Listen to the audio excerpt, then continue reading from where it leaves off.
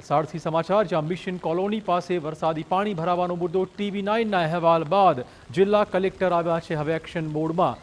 પાણી નિકાલ કરવા માટે નગરપાલિકાને આપ્યો છે આદેશ। પાલિકાના ચીફ ઓફિસર સહિતની ટીમે કામગીરી આરંભી હતી। પાણીનો નિકાલ કરવા માટે કામગીરી હાથ ધરવામાં આવી છે।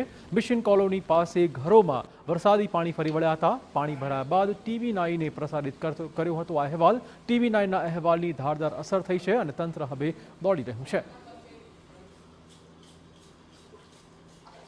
આપણે કહી દઈએ કે 2 દિવસના વરસાદમાં જ વલસાડના અનેક વિસ્તાર પાણી થઈ ગયા। શહેરના મિશન કોલોની પાછળ મેદાનમાં પાણી ભરાઈ ગયું હોવાથી લોકોને મુશ્કેલી વેઠવાનો વારો આવ્યો હતો। 6 જેટલા ઘરોમાં આખા દિવસથી જ ઘૂંટણસામાં પાણી જોવા મળ્યા હતા। સ્થાનિકોએ આક્ષેપ કર્યા હતા કે વર્ષ 2013થી વરસાદમાં આ રીતે પાણી ભરાઈ જઈ રહ્યું છે। લોકોની રજૂઆતો બાદ પણ તંત્રએ પાણી નિકાલની વ્યવસ્થા નહોતી કરી કે ના કોઈ ગટરની વ્યવસ્થા કરી હતી। તંત્રના પાપે લોકો મુશ્કેલીમાં જીવવા મજબૂર હતા।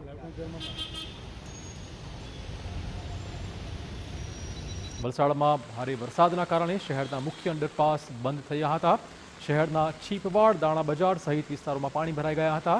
શાળાએ જતા બાળકો અને નોકરીએ જતા લોકો અટવાયા હતા। કમર સુધી પાણીમાંથી બાળકો શાળાએ જવા મજબૂર જોવા મળ્યા। અંડરપાસમાં વાહન ચાલકો અટવાયા પણ હતા।